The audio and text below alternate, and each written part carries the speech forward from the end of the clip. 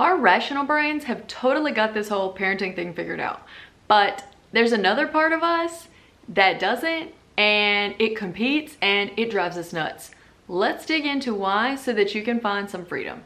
I'm back, it's Rachel. I am a routine mentor to mamas, language of listening parent coach, baby and toddler sleep certified, mama of 5.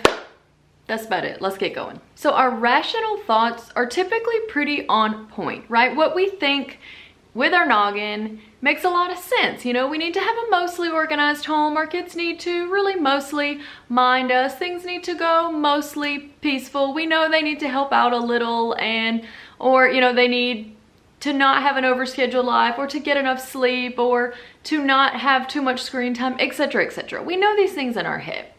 Where we get into trouble is what we think subconsciously. Let me explain. I'm going to give you an example to start so that you know what I'm talking about. Our rational parts of the brain thinks our kids should do chores and they should help out and they should clean up their messes and they should generally contribute to the family home. That's just something that they should do. That makes sense. Our rational, logical brains think this.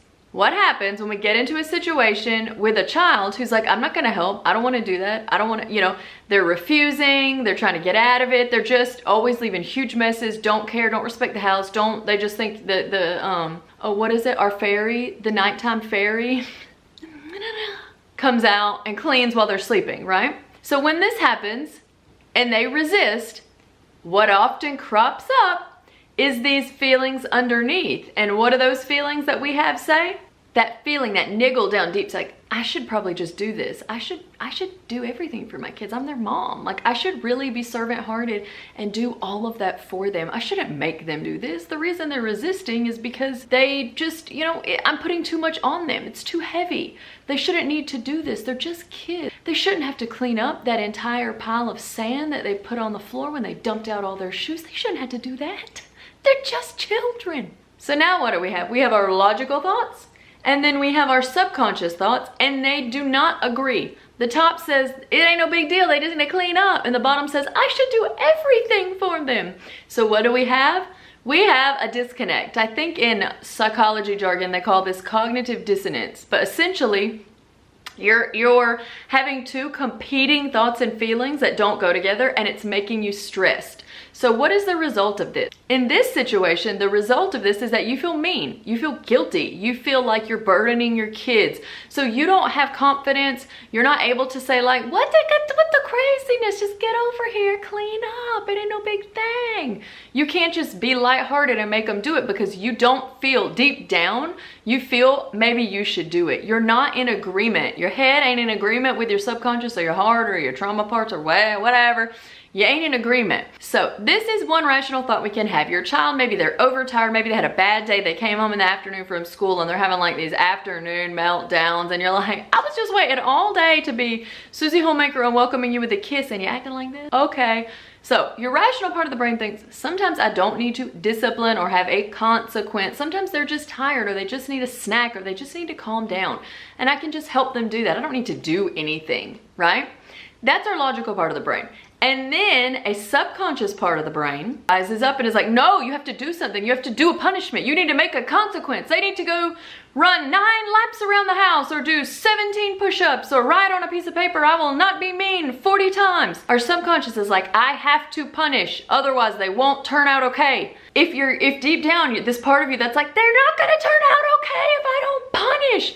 It's at odds. And then you feel lenient, you feel icky, you feel permissive, you feel like, oh, but I really know that they just needed to calm down, take a minute, have a little snack, and then I could say, you want to do that over?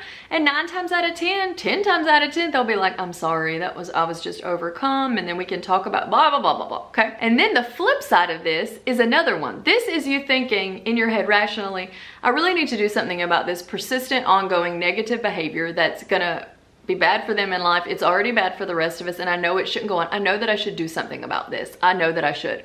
Your subconscious goes, no, any type of discipline or consequence or any type of negative thing is punishment, and they're not gonna like it, and they're gonna cry, and this is gonna damage them. It's probably gonna scar them forever. This is way too old-fashioned and old school to do anything about this. Really, it's just because you need to spend 9 hours playing with them. That will make sure they'll never do anything wrong if you just play with them all day.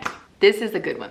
So our rational minds say, my child needs a good mix of playing, independently, playing with their siblings, with their friends, just exploring, being outside, doing all of these things, and connecting with me, their father, other family members, like that quality time with me. They just need a good mix of this. All of these things are good. The subconscious part of our brain says, I should be paying attention to them all the time. I should always be playing with them. I shouldn't be doing this adult stuff. I've got kids around. I need to be focusing totally on what they're doing. I need to be listening to this 9-minute story. I really need to be listening to it. I should not be trying to do anything adult. Like, they need my full undivided attention. It's not their fault they were born. This was my idea. So now we have fighting, right? What is the result of this? You feel totally guilty, totally ashamed, totally like, I'm a horrible mom. You're in the feedback loop from Hades. That's like, I'm horrible, I'm bad, I'll be better, I'm gonna be better. I'm just gonna do better. And you go round and round, you just feel horrible because you have to, I don't know, iron or steam or you have to, do the dishes. Maybe you have to actually work. You got a job, you got to make a phone call. Maybe you got to mow the lawn. You got to do all these normal adult types of things that you had to do. But you know what? You're doing them now. You're doing them now in guilt, because the deep down subconscious part of you is like, you shouldn't be doing this. You should be paying attention all the time to your kids. All the time. That's a lot of time. Okay, my last example, I feel like this video is getting really long, but I'm hoping that this is an aha for y'all, so I don't want to cut it too short. So this last example, in your rational mind, kids just need a stable, calm family life that's a good mix of fun, activities, they get to learn new things and explore, and enough time to have downtime, relax at the house, get enough rest, not just be so busy that they're crazy. We know in our heads being too busy is not good. We're past that, being busy is a badge of honor. Now we know it's not good. That's what our logical brain says. What does our subconscious brain say? Subconscious brain says, if my kids don't take advantage of every opportunity, they're gonna miss out. They're not gonna be well-rounded. They probably ain't gonna go to college for basketball. They were gonna go, they were gonna be in the NBA. They were gonna be my retirement plan. And now, if I don't put them in basketball, I guess I'm just gonna die on the street. They're not gonna have friends. They're just not gonna, life is gonna be very bad for them if they don't do basketball and lacrosse and volleyball and tennis and piano on Wednesdays and violin or blah, blah, blah, blah, blah, on and on. So our subconscious is telling us they need to do everything they could possibly do. They need to. It's best for them. It's best for them. That's what they need to do. Never mind, I am on 5 different types of meds because I have to be the one that takes them to all these places, and I'm gonna have to get like a side hustle. I'm gonna have to drum up a side hustle to pay for all their equipment. Because I think they should do everything. So our rational brain's like, they should do stuff. Like, it's a good mix. They need to. And our subconscious brain's like, they need to do everything. And what do we have? Cognitive dissonance and a crazy life. So what is the result of this? Often, not for everybody, and I'm not saying any kind of activity is bad, of course not, it's ridiculous.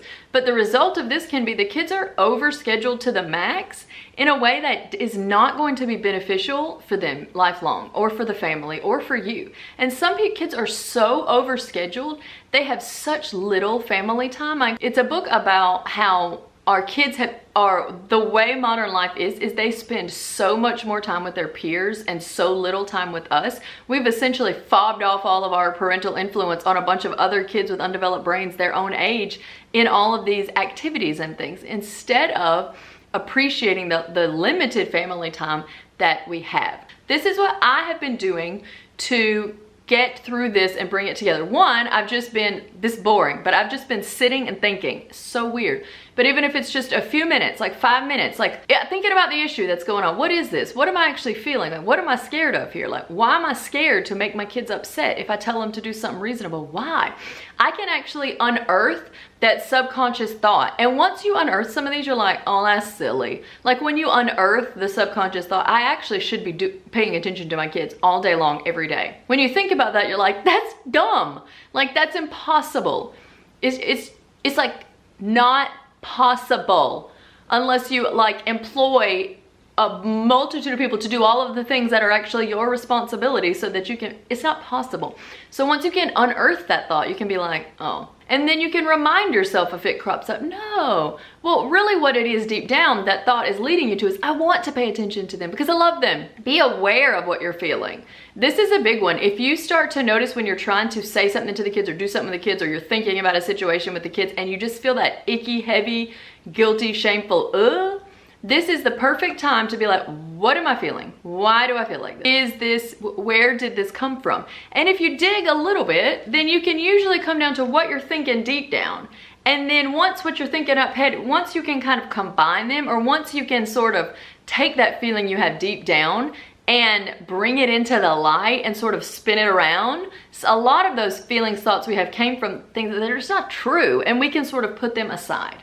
Tell me in the comments if I made sense. If you're still here, bless. Tell me an example, or if this even rings true to you at all. If it does, and you know you feel like you want to just make your life more peaceful, your mom life more peaceful, I suggest you watch my next video on minimal mom mindsets.